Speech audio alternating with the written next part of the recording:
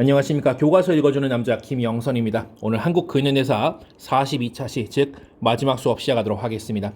4대단원 대한민국의 발전, 7 중단원 남북 화해와 동아시아 평화를 위한 노력, 2 소단원 남북 화해를 위한 노력 보도록 하겠습니다. 교과서는 이쪽을 보시면 되겠고요. 대체로 이 부분은 학습지의 내용을 좀 살펴보시면 좋을 것 같습니다.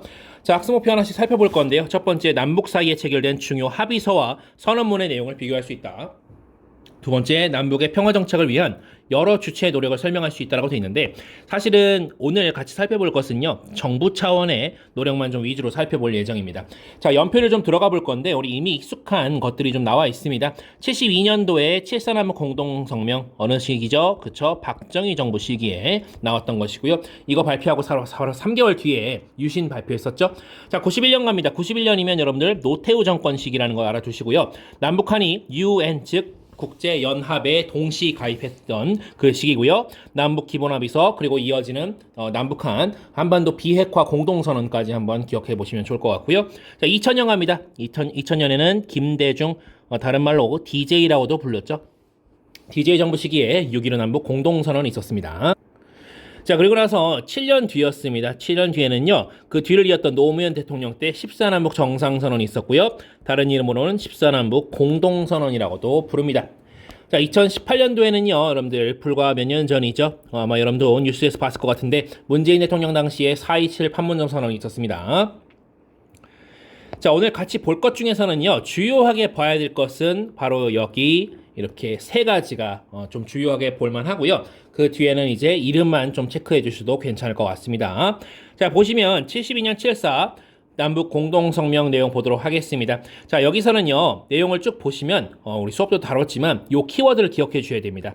자, 통일의 3대 원칙을 정했는데요. 첫째, 자주, 그렇죠. 둘째는 평화, 셋째는 민족적 대단결 또는 민족 대단결이라고도 하죠. 이 세 가지를 꼭 기억을 해주시고요. 다만 이게 72년도잖아요. 72년 7월 4일 남북 공동성명이 있은 뒤에 남과 북은 각각 어떤 헌법을 제정하게 됩니다.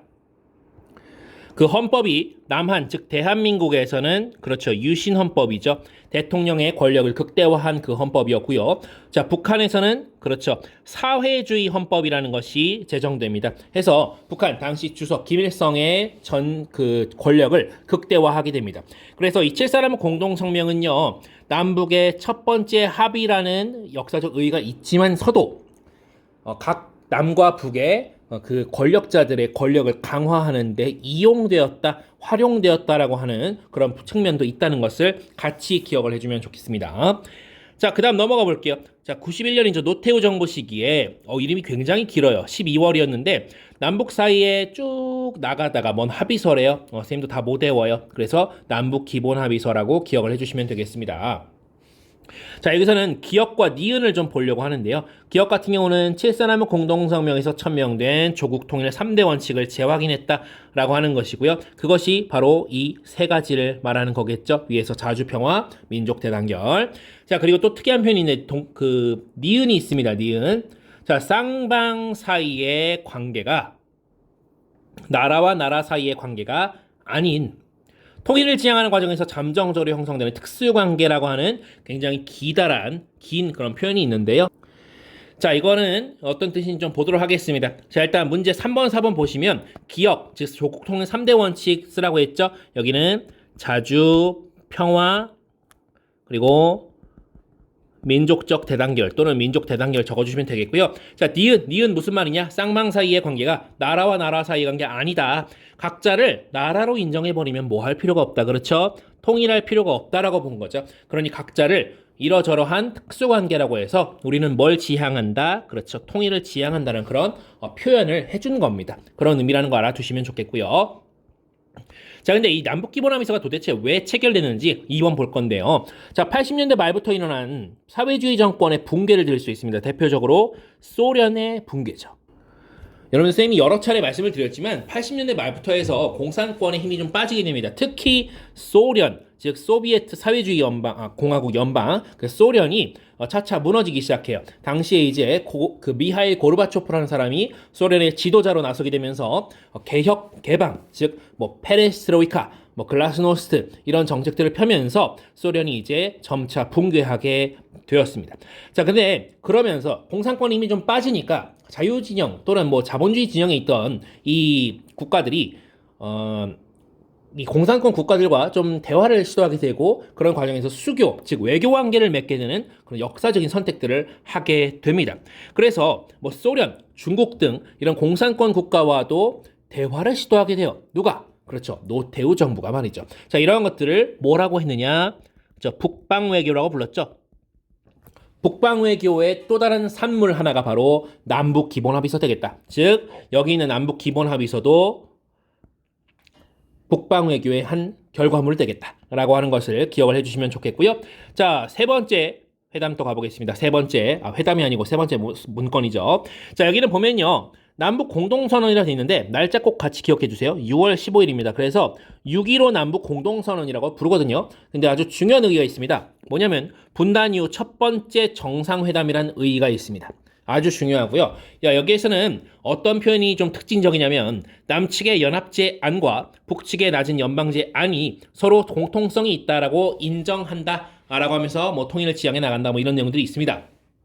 어쨌든 간에 이 김대중 당시에 김정일 국방위원장과 함께 분단 이후 첫 번째 정상회담에 만나서 나온 결과물이 바로 6.15 남북 공동선언 되시겠다라는 것이고요. 자, 그것은 바로 이 햇볕 정책의 결과물이기도 했습니다. 햇볕 정책은 뭐냐? 자, 남북 간의 긴장 관계를 완화하고 북한을 개혁 개방을 유도하기 위해서 김대중 정부 즉 DJ 정부가 추진한 대북 정책이고요. 그 밑으로 한번 가보실게요. 자, 6번에서 노무현 정부는 김대중 즉 DJ 정부의 대북 정책 기조인 햇볕 정책을 어떻게 했을까요? 그쵸, 계승했습니다. 계승했어요. 그래서 여러분들 보시면 2007년 10월 4일 그래서 14남북 정상선언 또는 14남북 공동선언이라고도 하는데요. 요것이 뭐라고도 불리냐? 제2차 남북 정상회담이라고도 불린다는 점. 위에서 6.15 남북 공동선언은 제1차겠죠. 제1차 남북 정상회담이겠죠. 근데 14남북 정상선언을 내민 것은 제2차 남북 정상회담이다. 요렇게 이해하셔도 좋을 것 같습니다. 요렇게 한번 넘어가 보도록 하겠고요. 자, 끝으로 이제 문재인 정부 당시에 있었던 4.27 판문점 선언인데요. 이거는 사실 수능에 이제 나오리라고 보기는 좀 어렵습니다. 워낙 최근에 있었던 일이기 때문에 역사는 시간이 좀 지나야 그걸 다룰 수가 있거든요. 해서 판문점 선언은 우리가 그래도 뉴스에서 이거 현실적으로 봤으니까 눈으로 직접 본 거니까 이렇게 좀 담아봤습니다.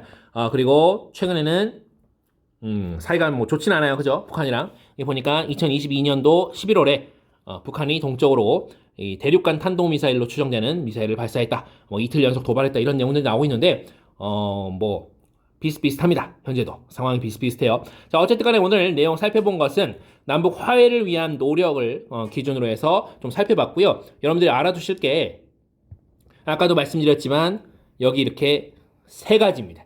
박정희 때 7.4 남북 공동성명, 노태우 때 남북 기본합의서, 김대중 때 6.15 남북 공동선언, 요거를 중점적으로 봐주시면 좋을 것 같습니다. 오늘 수업 여기까지고요.